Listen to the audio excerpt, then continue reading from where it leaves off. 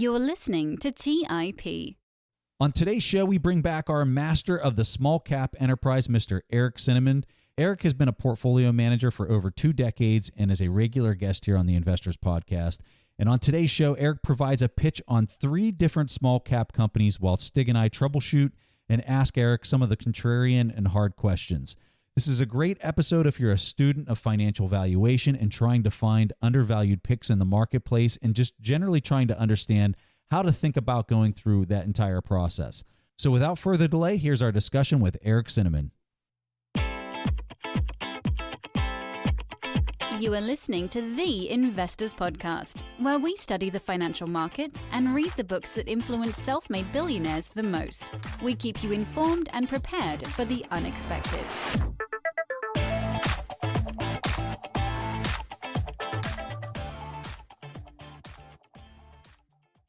Hey everyone, welcome to the Investors Podcast. I'm your host, Preston Pish, and as always, I'm accompanied by my co-host, Stig Broderson, and today we are talking small cap stocks like we said in the intro there, and we got the one and only Eric Cinnamon with us. Eric, welcome back to the show. So awesome to have you here.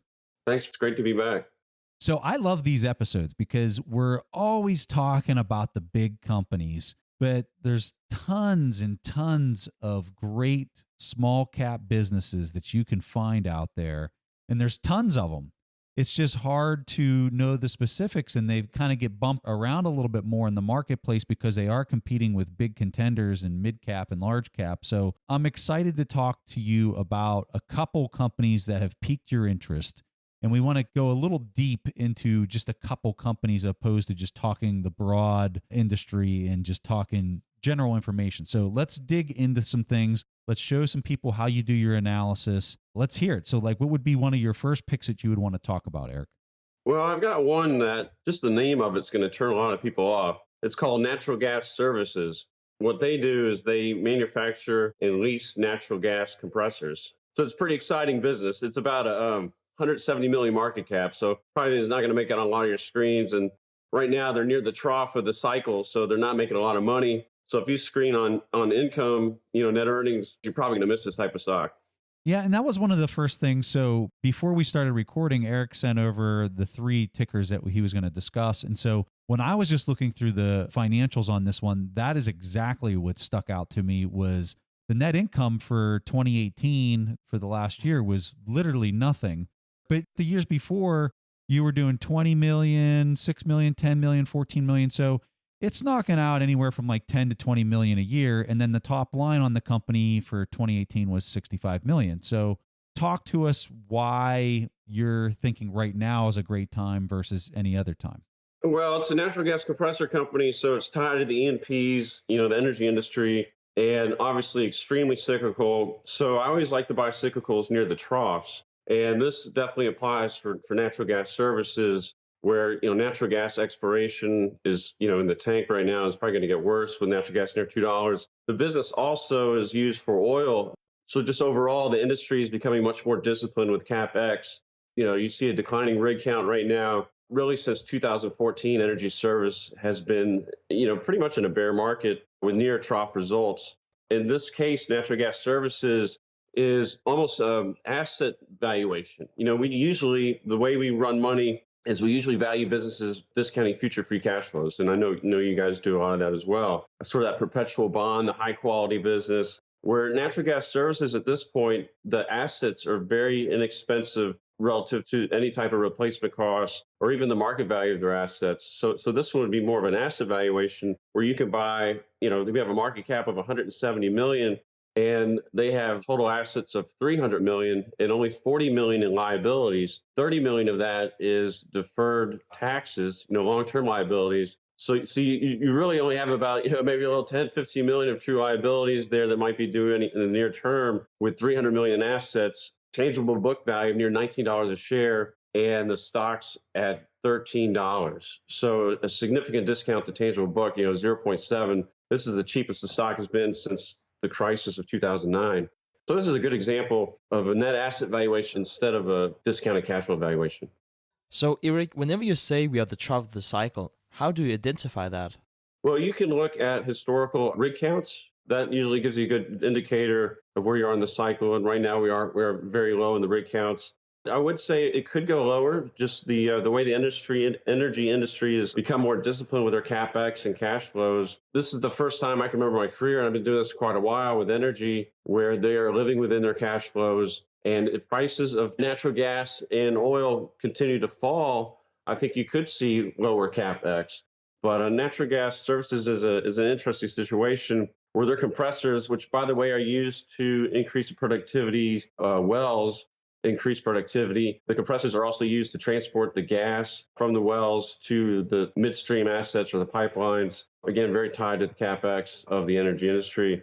So overall, it could go lower for sure, but that's why you want to have sort of an energy service company with a very strong balance sheet, which they do. They have 70 million in net working capital, 30 million in cash.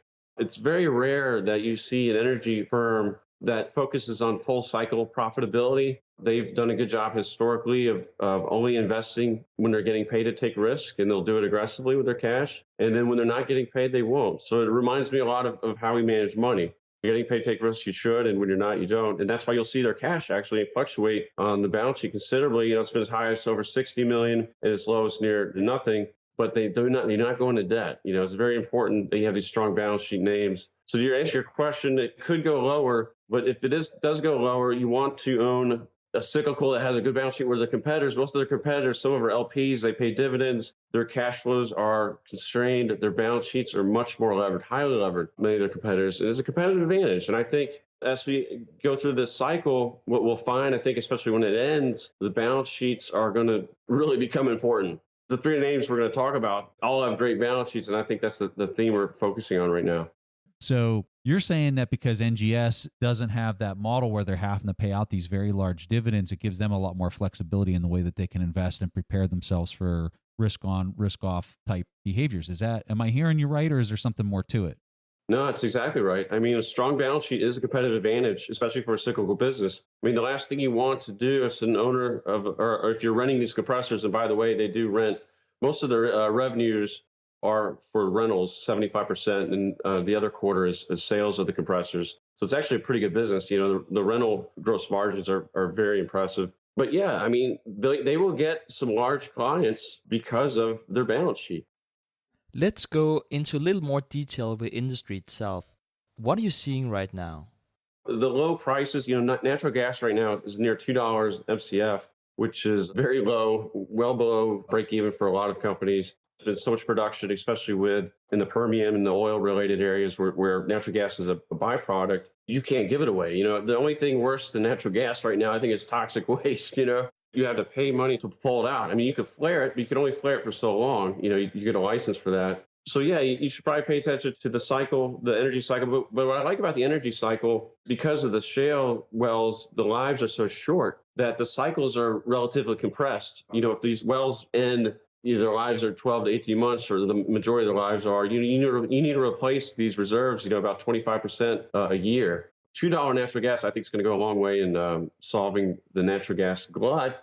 And I know it's called a glut, but if you look at the 5-year average in inventory, it's not that bad. And if you look at demand, it's been growing quite a bit. You have the coal displacement. You've got exports to Mexico, more coal displacement, and some nuclear displacement coming up. So natural gas demand has been growing about 3% a year, and that doesn't include the liquid natural gas that's we're going to be exporting and have been, and that's probably going to double in the next couple of years as well. So overall, I'm not too bearish on natural gas, but it's definitely contrarian right now to own anything related to natural gas. And for natural gas services, it actually has it in its name, which probably creates a 20 to 30% discount alone. Yeah, they need to rebrand it. I'm kind of curious if when you talk sizing for this, is this something that you're kind of dipping your toe in the water to try to ease into it? Or do you think that you're at a very good buy point where you should probably be accumulating quite a bit of the stock? We could probably only discuss what we've owned at June 30th. That's our last disclosure. We owned a small weight at that time, but as the discount grows, historically we do add to the position. And we initially bought it. The discount was relatively small, but it has increased since then. That's something we like to do over time. As long as it has a good balance sheet and the valuation hasn't changed. In this case, they just released earnings, and the tangible book, remained steady, actually grew slightly. What's really interesting about these cyclicals, This isn't normally what we own, just to be clear. Normally, we want to own that perpetual bond, that steady eddy. But this is the environment we're in where these steady eddies are so expensive. People are using cap rates that are extremely low to value these high quality franchise businesses. So here we are in these oddball companies that they don't show up well on screens. But if you look at this thing and you go back 10 years, the tangible book was around $10 in 2008, and now it's around 19. I mean, it's a nice compounder on tangible book. And I know a lot of value investors look at that. They always want these compounders, but you can compound in a cyclical nature and still go from $10 tangible book to $19 tangible book and still have a nice, 7% annualized tangible growth in book value, but it's just lumpy. Again, it's another asset heavy compounder with a great balance sheet. So if you go into a meeting right now and you want to talk to a consultant, a large client, and they ask you what you like, and you just say natural gas services, it's not good for business. But just remember the miners. I mean, remember the last time we talked, same thing, the career risk you take on for owning these things. And I think natural gas services applies. Anyone buying this right now is going to take on quite a bit of career risk because everyone knows natural gas is a bad business. If you're going to be successful in the market, you have to have the courage to invest in stocks that are very unpopular, and you got to be right. So let's talk about the next stock pick, Gencore Industries. The stock ticker is GENC. Please tell us what they do and why the stock is on your radar. Well, they are a market leader. They share market leader status with Aztec Industries, ASTE. They're a market leader in asphalt plant equipment. Their business is highly tied to highway road construction, government spending on those areas, and the certainty of that spending over time. Really, 2009 and 2014, there was a bill that provided certainty. And then the FAST Act came in, and I believe that was 2015. And that expired September 2020. That created certainty for the industry. Sales for Gencore went from 40 million to 100 million. So they spiked. And actually earnings looked very good over that period. Extremely cyclical business, but again, depends on the certainty of highway funding. If we approach the end of the FAST Act, what you're going to find is uncertainty for funding for highway spending. And I think you're seeing it right now where their backlog is declining. The earnings are declining, and the revenue is probably going to be declining pretty hard in the next couple of quarters. But again, it's 170 million market cap, 160 million total assets. 150 million of those are current assets. 100 million, 11 of that is cash and marketable securities. Extremely liquid balance sheet, and they have 27 acres in Orlando, owned free and clear near downtown Orlando. So there's some undervaluation of real estate as well. I mean, your comment about the current assets is somewhat mind-blowing. So explain for people that are new to finance or maybe don't understand the magnitude of what you just said. Explain that to them. 150 million of the total there, I think it was like 160 or something. It was very close to the current number of assets. That's right. Explain to people what that means.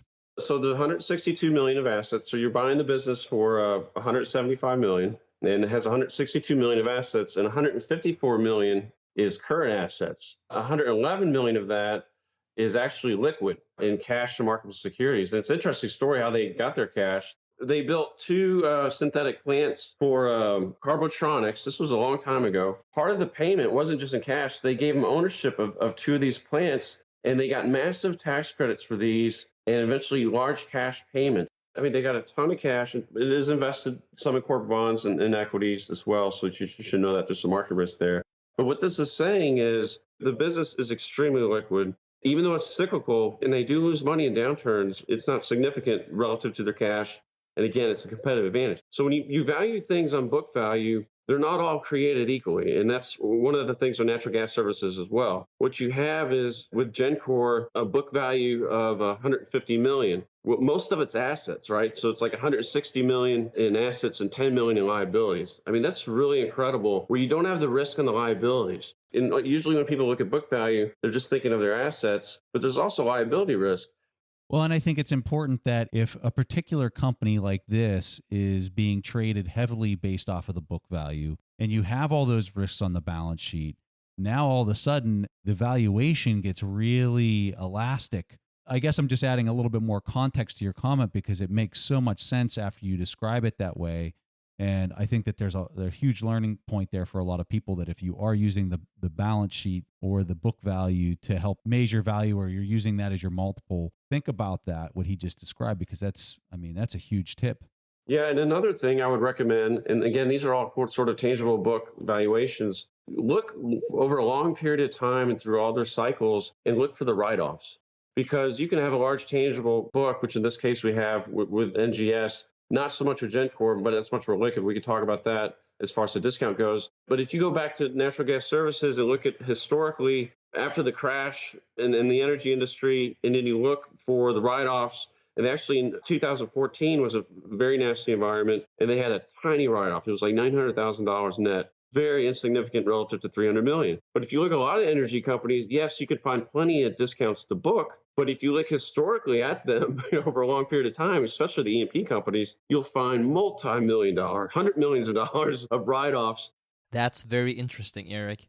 And in continuation of this, what is the big risk factor for Gencore Industries? Where could you be wrong in your assessment?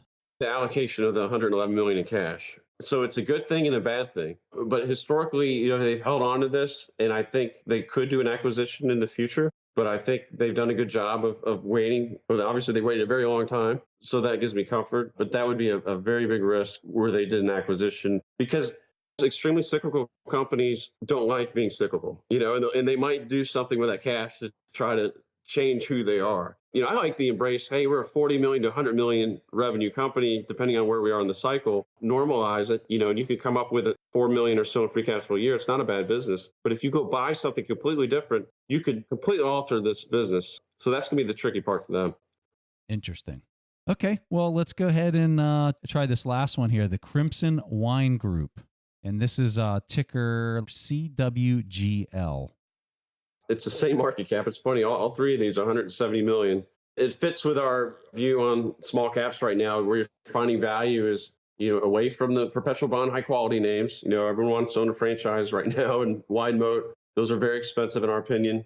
It goes back to owning the good balance sheets, but also the smaller market caps. We're trying to veer away from, in the small cap crowds and the ETFs and the crowd of mutual funds. So this is another one extremely underfollowed. They don't even do a press release when they announce earnings. It's called a Crimson Wine Group, the symbol CWGL. Again, very underfollowed, 170 million market cap, 211 million in stockholders' equity, and they're a winery, and we believe their acreage, specifically their Napa acreage, is undervalued because it's on the book at cost. They started building these assets in the early 90s. So this is a neat one. And if you're in a period of unlimited quantitative easing and you want a hard asset, this something might be for you. I like that. I'm looking at the income statement. So you talked a lot about the balance sheet, and you talked about why you think that the balance sheet is not reflective of reality. When we do look at the income statement in 2018, the top line was $68 million. The bottom line was $2 million. And so we're looking at a very low margin kind of business. I mean, around like 3% kind of margins. Is that normal for the wine industry? I'm not an expert in the wine industry for companies of this size. Is that pretty normal? It's all over the place. Some of them, like a Constellation Brands, have pretty high margins. They do ultra high end wine. So their margins are all over the place too, actually, their gross margins. And what you have is certain wine harvests. They use a third of their wines in the Napa Valley for their own wine, but then they also buy 2/3 of their wine grapes. So grape harvests are weak, which we've had over the past 3 years. Grape prices will increase and the margins will come down. So actually last year was a pretty rough year. This is clearly an acreage valuation, where you're valuing the acreage of the winery or the vineyards. And we'll take each of the properties, apply a per acre value, and get to a value on their acreage. And then we value the inventory, which is very high, and value the assets of the wineries. And Crimson doesn't have necessarily high operating margins over a cycle. They tell us to buy these high ROE companies and high margin companies, high profitability. But low return on capital businesses aren't always bad investments, because you are not the one paying the capital price. That's sunk capital. Someone else paid for that capital, whether it was reinvested by the company or someone else, maybe bought the IPO. That capital was formed in another way. You are paying the market value. So if I can buy something like a 0.7 times valuation, that's what I'm paying. I'm not paying full price for that capital. Very important to look at the price you're paying for these businesses and not necessarily just what the returns are on the balance sheet of the particular capital that you didn't put up. I love when people put up a lot of capital and you can pay a nice discount to that capital and get to use it. Do you know if there are many buyers for the land? And the reason why I'm asking is that we're paying an opportunity cost for tying up our money into this investment. And we don't want to be stuck with valuable land that no one appreciates. So we would need a catalyst to drive the valuation. How do you see value being realized by the market? They're very stable. It was very interesting. In the 08-09 crash, they actually held up and it didn't decline. But if you put that against like the San Francisco property values, residential real estate, and not correlated at all. I mean, those collapsed. So to answer your question, it's possible there's not a lot of people to sell to, but that's kind of a good thing when, say, this everything bubble pops. Historically, this doesn't mean it will happen in the future, but historically, they've held up well and appreciate well. There's only about 47,000 acres, or I believe it's 45,000 acres of Napa Valley acreage in California. But again, you're not going to get there on the income statement. So on this one in particular, when you look at the price movement since the middle of 2017, it has been in a steady decline, and a decline that when you look at the volatility, the standard volatility that you would see in the company over an annualized basis, it appears that the volatility that we've seen since 2017 as it's been going down has been pretty standard. It doesn't look like the price has broken out or kind of demonstrated that something has changed. So is this one that you just kind of put on the shelf till you do see a breakout in that volatility range? Yeah, this is one that, and that's why we became interested in the idea. Jamie found it really because it had been declining for so long. We've been doing these screens on asset-heavy companies. This one showed up. It's another one, $211 million in stockholders' equity. We believe is undervalued, and it showed up at a nice discount. So, these are sleepy ones. I don't even think anyone knows when they announce they don't do a press release. It's very sleepy. Boring is often good, and that's really what we're looking for right now. High-quality asset we can buy at a discount, and we'll just put them in the portfolio and let them sit, let them mature. I've had these before where you wake up one day and something happens, but you don't know when that day will be. Yeah, it's kind of surprising to me. So I just looked it up on our TIP Finance Momentum tool. We can see what the annual volatility is for the company. And for a business of this size, small cap business, the annual volatility is only 13% on this company, which I think is very low and not characteristic. I was expecting it to be way higher than that. Just something interesting to think about, considering that it is a small business. And if you get into something and it has very high volatility and you're wrong, it can be sometimes a very painful experience because you'll see it operating inside of that range, and you don't know if it's broken out or not. So another thing with these smaller ones and these asset-heavy companies, we talked about the competitors having a lot of debt, and the reason for that, you can use these properties, these assets as collateral. So it's very rare to find these type of asset-heavy companies without debt, just again, because of the ease of borrowing. And so I find that very refreshing. There's other ones out there that I can find a discounted book, but they have a lot of debt. There's farm REITs. I was interested in a farm REIT I was looking at recently, but it had too much debt. So going back to the current assets, they have $107 million in current assets and only $7 million in current liabilities. So again, very few liabilities. It's just hard to get the liabilities wrong. There's just not many of them, and quite a bit of liquidity. It's very rare to find hard asset companies with clean balance sheets and no debt. Yeah, I'm looking at on our tool, we have a thing called a mini balance sheet. And for the assets on this company, it's $10.67 per share compared to $1.75 per liability. And I mean, that's right. It's huge. Crazy. Yeah, it's incredible. It's insiders own 22%. They're actually spun out of Leucadia in 2013. They didn't really fit. So you have some insiders consistently buying, not a lot, but just a little bit. They never sold a stock. So yeah, this is a sleeper and probably won't do anything. It'll probably drip and go down and bother us, and we'll probably buy more. So this is my question for you. You listen to a ton of earnings calls for small cap companies, always looking for the next stock pick. What is the common theme you learned from this latest earnings season?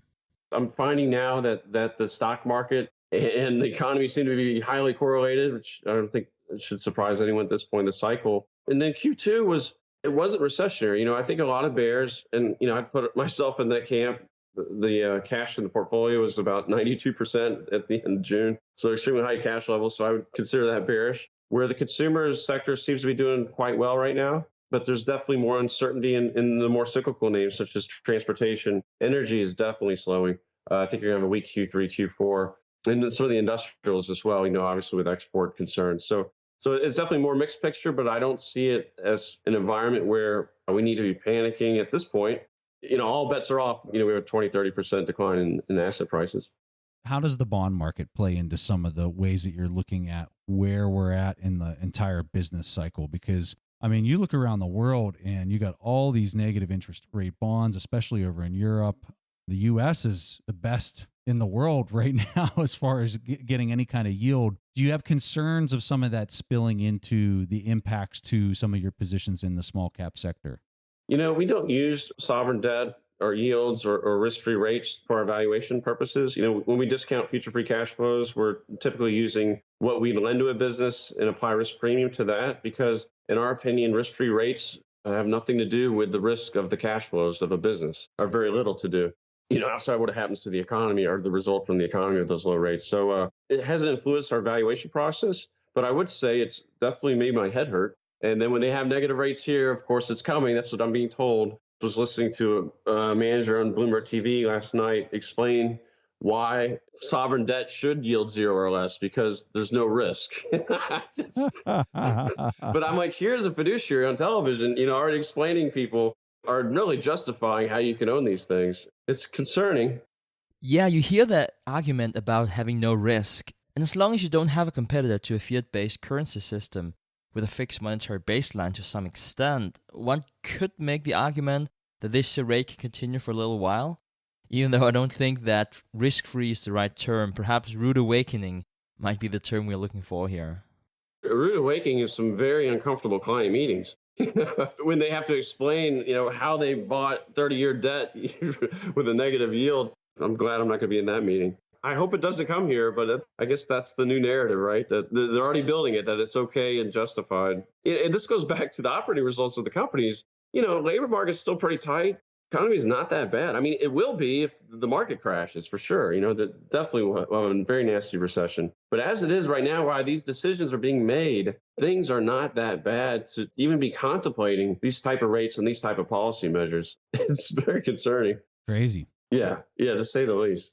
Well, Eric, I'll tell you what, we just love having you on. You're a breath of fresh air because you are down in the smaller businesses and just doing business the way business should be done. And I love it. So thank you so much for coming on and talking these 3 companies. I'm sure people who were hearing how you described this, how you're coming up with your valuations, learned a ton. We'd love to have you back anytime. So if people want to learn more about you, do you have a blog or anything that you'd like to hand them off to? Yeah, well, we launched Palm Valley Capital. We got a fund now. It started in April. PalmValleyCapital.com. You can look us up. We got a blog there. Check us out. Fantastic. We'll have a link for folks that are listening to check that out. And thanks again for coming on the show. Thanks, guys. Appreciate you having me again. All right, so at this point in time in the show, we'll play a question from the audience, and this question comes from Adrian. Hi, guys. My name is Adrian, and I'm from Virginia. Thanks for all the information you provide to your listeners. I really appreciate it. My question is about position sizing. How do you determine how much to invest in one position over another? Do you ask yourself, is it worth it to put, say, 10% towards this pick for an 8 to 10% return versus 5% of another pick for a possible 20% return, but may include a bumpy ride with some additional risk? Or are you determining sizing based off of industry and economy at that moment in time, or some sort of blended approach? Thanks, guys. I can't wait to hear back. Thank you for your question, Adrian. Ray Dalio has famously said that having 15 uncorrelated assets is the holy grail of investing. So really what you said about an idea of the risk and reward of various sectors and asset classes, I think that is important to have. But I also have the guiding principle that I don't know, which is also why I would like to be diversified. So one thing is that we can talk about position size in the stock market. And I think that's very important.